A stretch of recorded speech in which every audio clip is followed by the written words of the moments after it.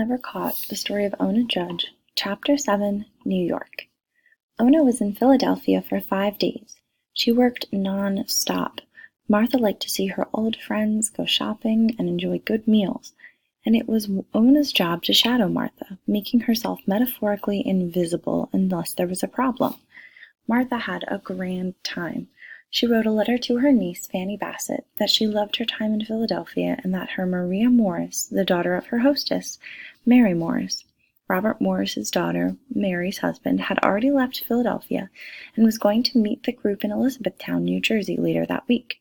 It took 2 days for the procession to reach Elizabethtown, where there was a formal dock for boat crossing the Hudson River.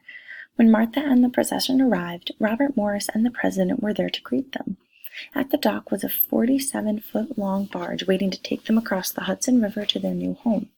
This was the same barge that George had taken a month earlier to New York, one that had been built in honor of the new president.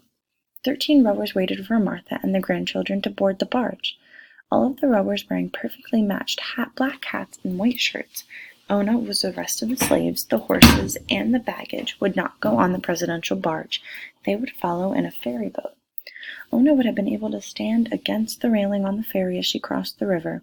This would be yet another world-expanding experience, as she would have been able to see the crowds gathered around what was now known as the Battery at the southern tip of Manhattan, and she could watch as the soldiers triggered the 13-gun salute in honor of the president and his family.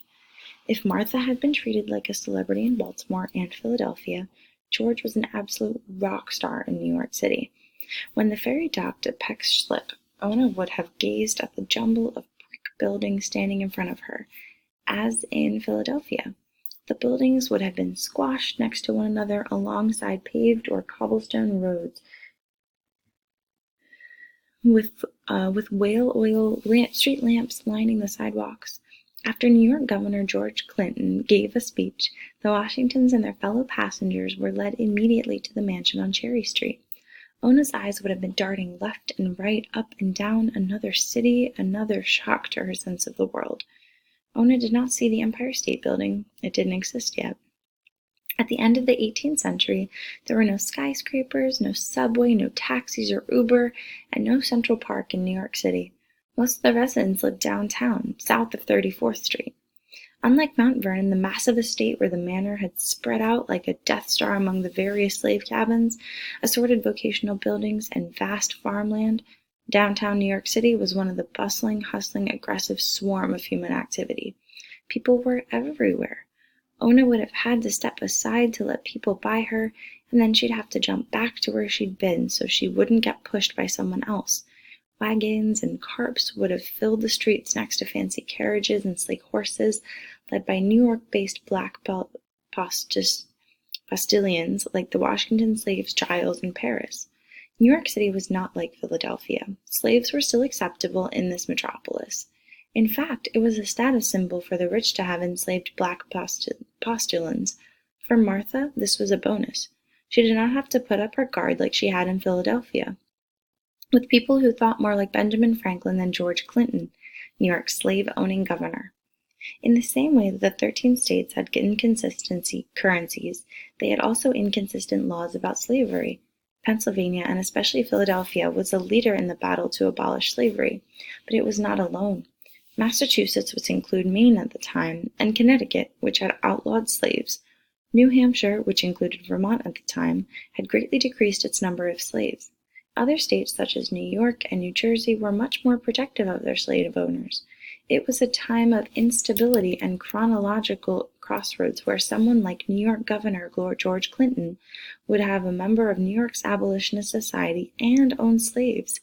As usual with instability at the top, the effect trickles down in a miserable way to black residents living in New York City in 1789. If you were a free black person, you most likely lived in poverty. If you were an enslaved black person, you were, well, enslaved. One of the major differences in slavery between the North and Southern states were that no massive plantations in the North. Yes, there were big farms on Long Island and in the Pine Barrens of New Jersey and on Cape Cod in Massachusetts, but none of them had the scope of tobacco and rice and wheat plantations of the South. In a city like New York, space itself was limited. This meant that the majority of whites who owned slaves in New York did not own a great number of them. Ona would have been more surprised in that New York was much more enslaved black women than men. In this part of the country, keeping a household running was the priority. This work was often completed by women. Think of how much needs to be done in your own home by your own family to keep everyone fed, clothed, and healthy. Then remember that in Ona's time there were no dishwashers or refrigerators or washing machines. In order to have hot water, servants and slaves, usually women, had to first go to the well in the back and then carry heavy barrels of water back to the house and transfer the water to cast iron pots and heat those pots over a fire. In order to scrub clothes, they would have to make their own soap. As part of cleaning the house, they would have to pick up the rugs and beat them with a rod. The houses in rich New Yorkers were often filled with people. George and Martha's house did not be very different. There were going to be about 30 people living underneath the roof at 3 Cherry Street, the house downtown on Manhattan Island where the Washingtons would live. The work would seem endless. While Ona, like all slaves, was expected to work all the time, her focus would be on Martha, not the house. The people who had to do much of the domestic work were some of the enslaved black men, as well as most of the 14 white slaves who needed to be hired in order to get all the work done. Ona had lived around white people, that is, her owners, for all her life, but she was not accustomed to living daily in the same house with white servants, even considering the times that Ona would have stayed with Martha in the mansion house when so ordered. She hadn't spent much time with white people who were desperately poor, struggling, and powerless. But standing alongside white servants, Ona would see even more clearly the distinction between their lives and hers. To be a slave, even the favored slave of the wife of the President of the United States, was to be seen as inhuman. To be free was to be given your humanity back. This would have been a recognition so powerful that we can almost see Ona as slowly begins to raise her head and look around at her new home, her new city, her new colleagues. It would make perfect sense if Ona had flashed back to the memory of the black men and women living and working freely in Philadelphia. As she stood on the threshold of this new home with its wooden door and marble steps, Ona would have been aware that she was the property of the Washingtons. In this conflicted state of New York, Ona may have seen her future with brighter, sharper eyes. Life would be different here in the North. She would be different too.